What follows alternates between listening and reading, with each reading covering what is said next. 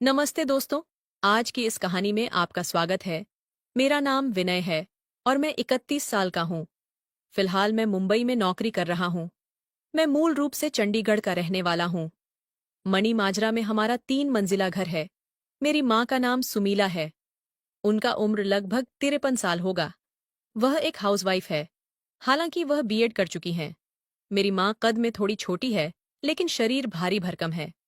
वह हमेशा साड़ी में ही रहती हैं। मैंने कभी उन्हें साड़ी के अलावा कुछ और पहने नहीं देखा था।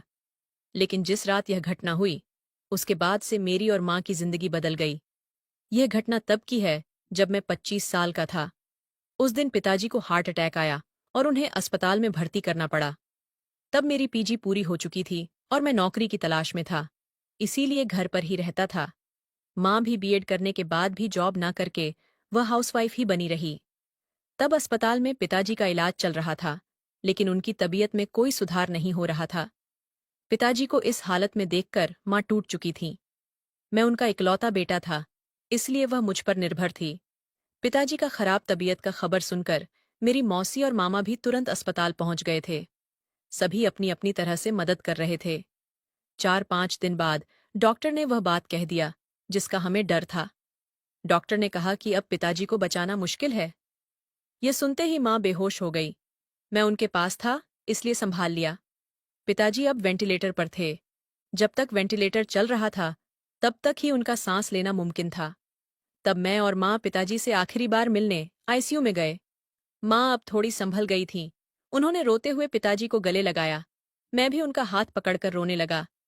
कुछ ही देर में पिताजी ने आखिरी सांस लिया और अपनी जीवन यात्रा पूरी कर लिया। हम आईसीयू से बाहर आए और माँ मुझे गले लगाकर जोर जोर से रोने लगी। बाद में अंतिम संस्कार की तैयारियां शुरू हो गईं। दिन बीत गया। शाम के 5 बजे चुके थे। अंतिम संस्कार के सारे काम रिश्तेदारों ने संभाल लिए थे। स्मशान घाट से घर लौटने के बाद मैं अपने कमरे में गया और जमकर रोया। माँ बस लगातार रो रही थी। वह बहुत परेशान थी। थोड़ी देर बाद मौसी मेरे लिए चाय लेकर आई। तब मैं उठकर बैठा। चाय लेते हुए मैंने उनसे पूछा, माँ कैसी है? मौसी ने कहा, दीदी अभी भी रो रही हैं। विजय उसे बहुत तकलीफ हो रही है। तब मैंने कहा, हाँ मौसी, उनका पिताजी से बहुत लगाव था। मुझे भी कुछ समझ में नहीं आ रहा है।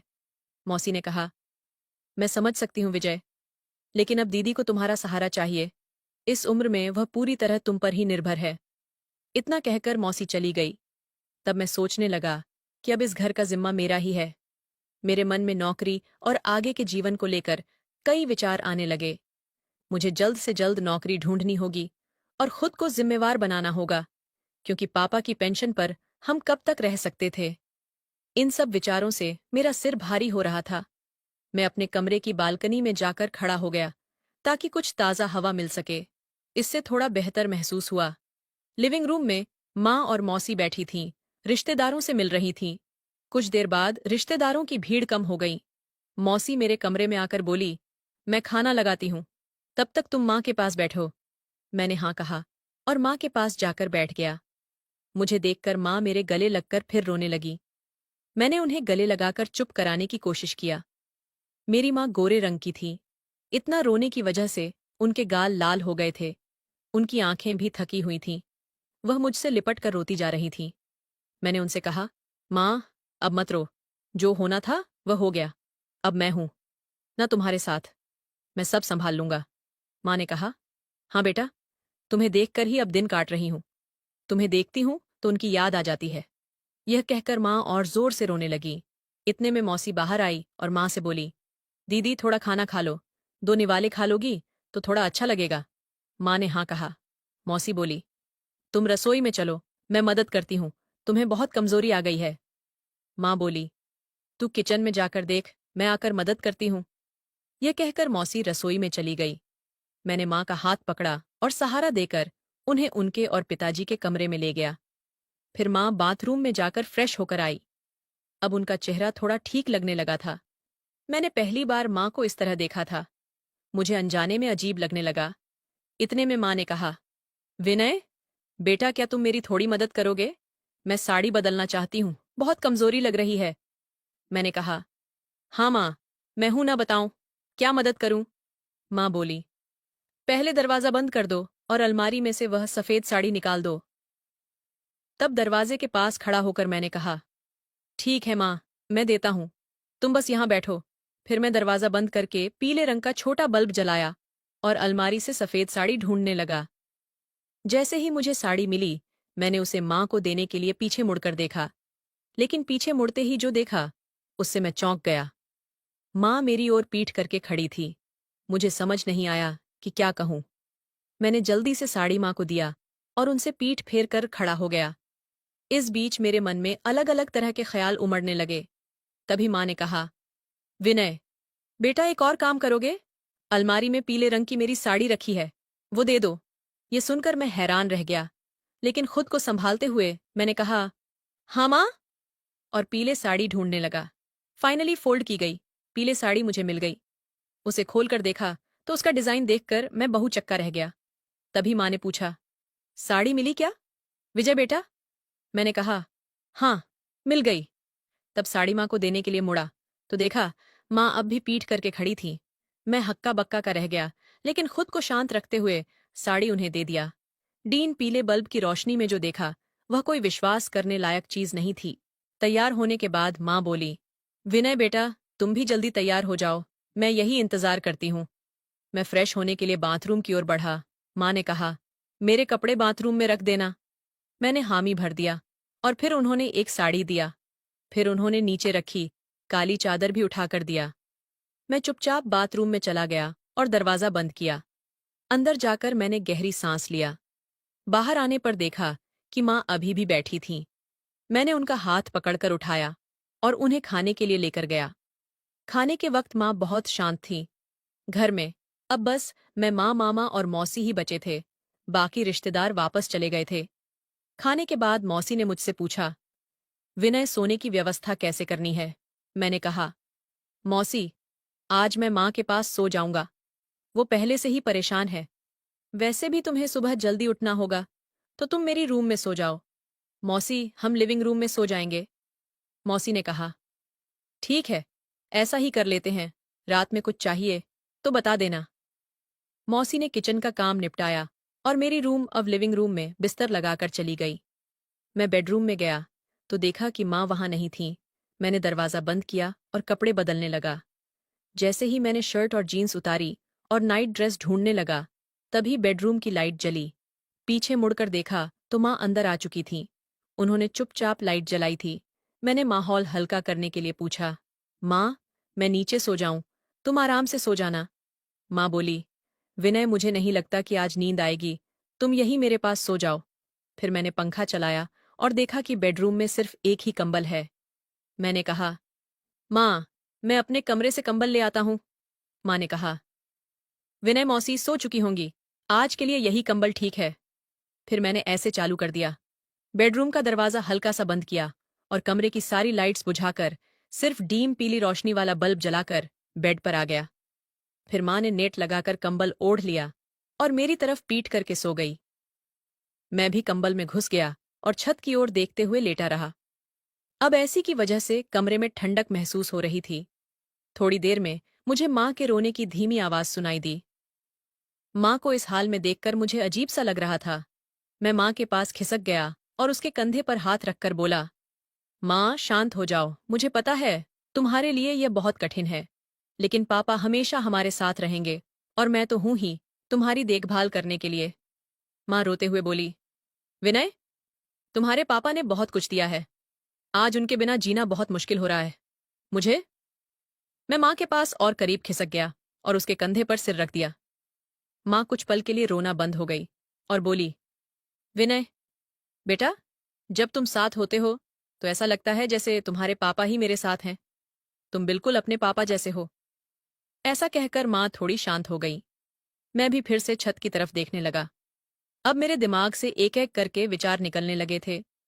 तभी अचानक मुझे कुछ याद आया और ना चाहते हुए भी मन में बुरे ख्याल आने लगे। ये सब मेरे दिमाग में घूमने लगा। तभी माँ ने पूछा, विजय बेटा, तुम्हें नींद आ रही है? मैंने कहा, नहीं माँ। क्यों, क्या हुआ? माँ बोली, कुछ नहीं रे, मुझे नींद नहीं आ रही है। थोड़ा डर लग रहा था और थोड़ी ठंड भी लग रही है। एक काम करोगे मेरे लिए? मैंने कहा, घबराओ मत माँ, मैं हूं ना, बताऊं क्या चाहिए? माँ बोली। थोड़ा मेरे पास रखकर सोगे? मैंने कहा। हाँ, चलो। और माँ के पास खिसक गया। माँ ने मेरा हाथ पकड़कर अपने ऊपर ले लिया।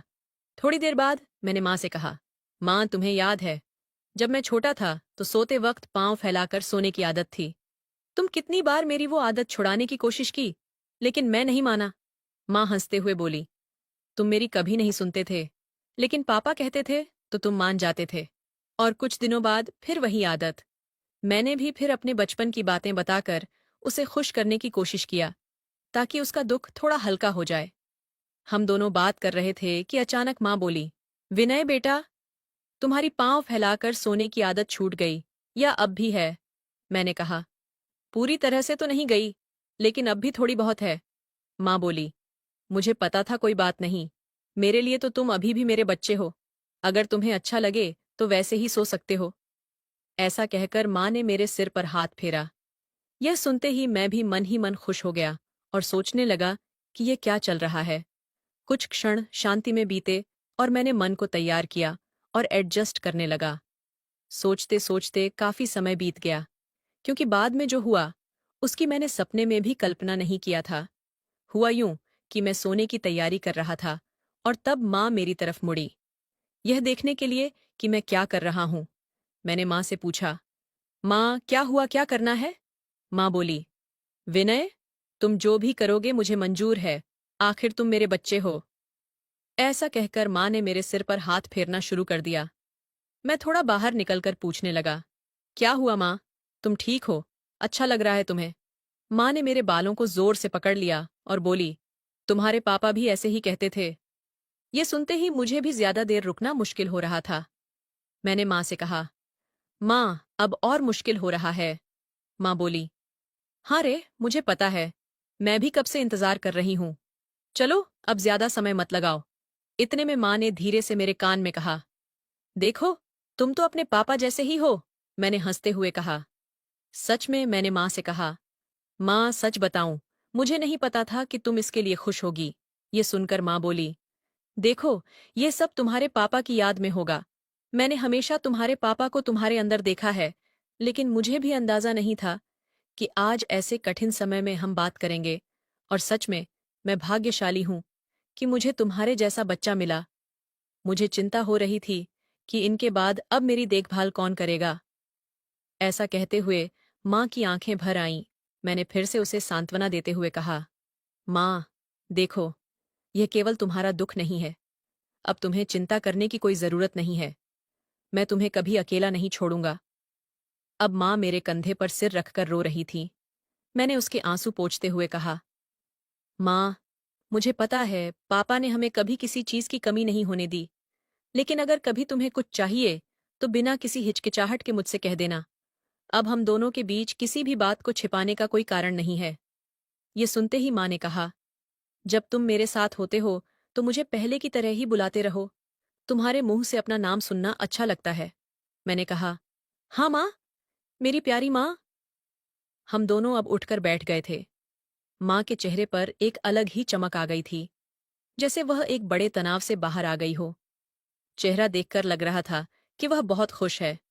तब सुबह के 5 बज चुके थे। माँ उठकर ब्रश करने लगी। मैं सोने की तैयारी ही कर रहा था।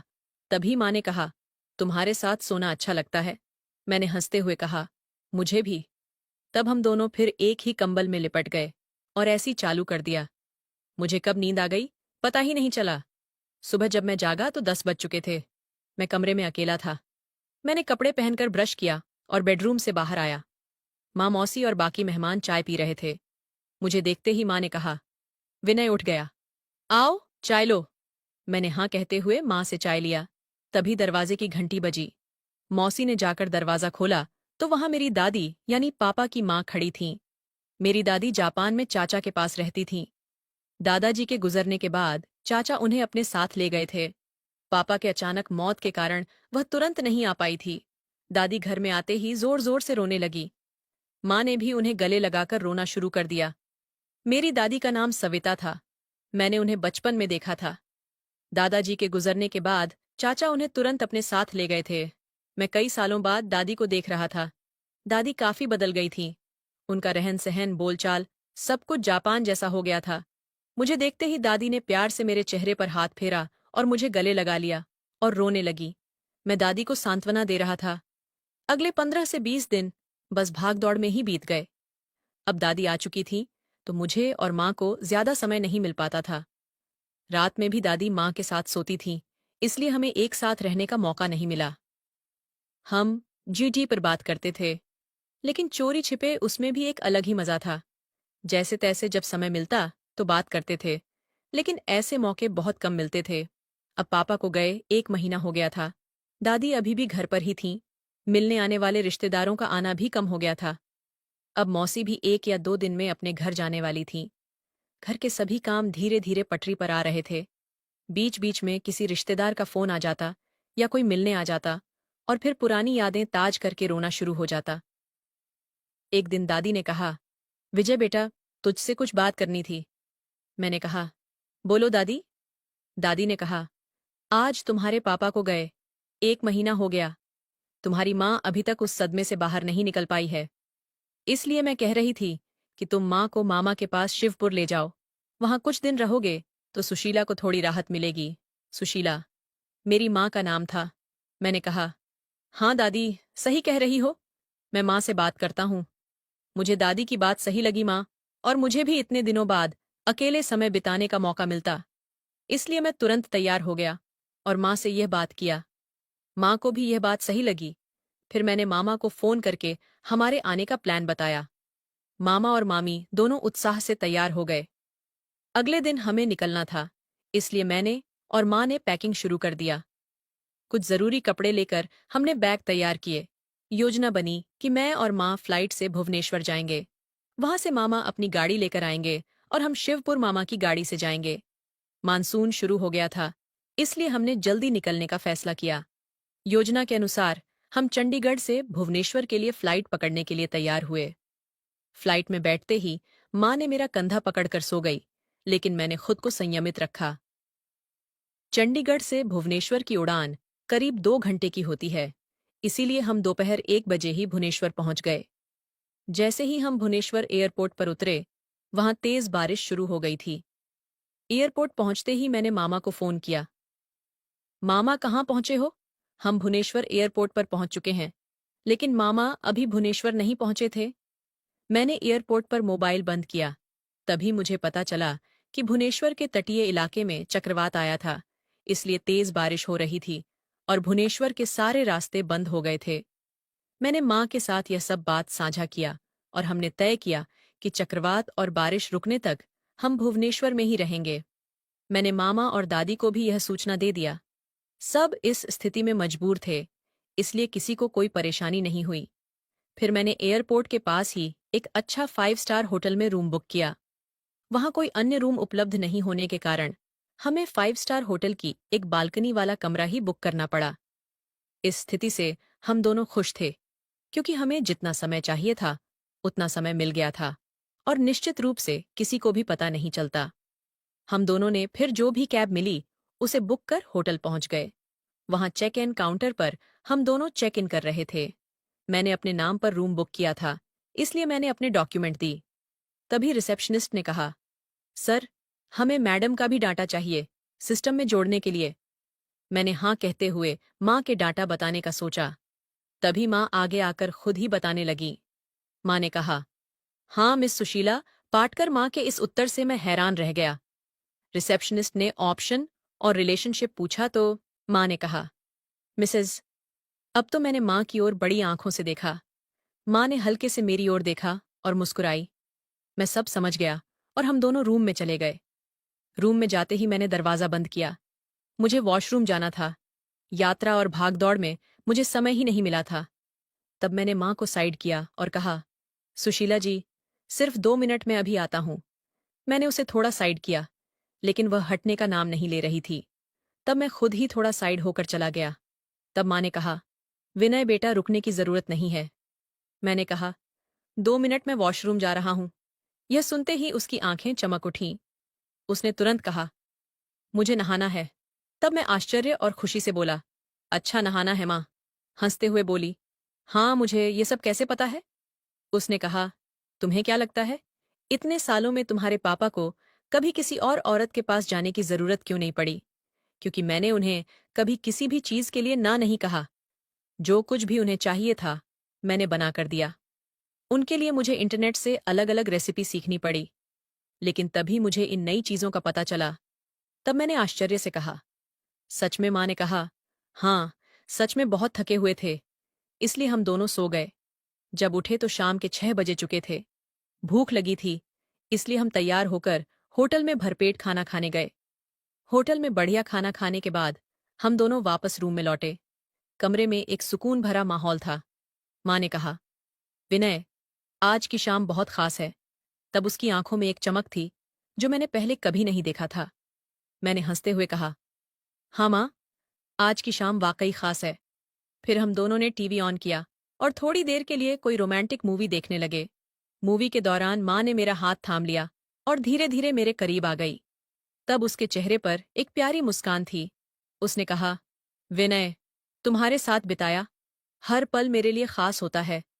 मैंने उसके बालों को सहला हुए कहा, माँ, तुम मेरी जिंदगी का सबसे सुंदर हिस्सा हो। फिर हम दोनों के बीच एक गहरा रोमांटिक बात शुरू हो गया। मैं उसके करीब गया और वह भी मेरे करीब। फिर मैंने उसे गले लगा लिया। उस पल में ऐसा लगा जैसे समय थमसा गया हो। उसकी धड़कनें मेरी धड़कनों से मिल रही थीं। हमने एक दूसरे को करीब से महसूस किया और हमारी सांसें एक हो गईं।